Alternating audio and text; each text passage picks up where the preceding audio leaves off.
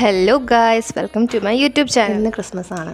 പക്ഷെ ഭയങ്കരമായിട്ടൊരു വിഷമം പോലെയാണ് എനിക്ക് ഈ ഒരു വീഡിയോ എന്ന് പറഞ്ഞാൽ. കാരണം ഞാനൊരു സ്റ്റുഡൻ്റായിട്ട് ഇനി ഉള്ള ഇയറിൽ എന്തായാലും വരാൻ പോകുന്നില്ല എന്ന് എനിക്കറിയാം. So this year was my last as a student to celebrate the Christmas.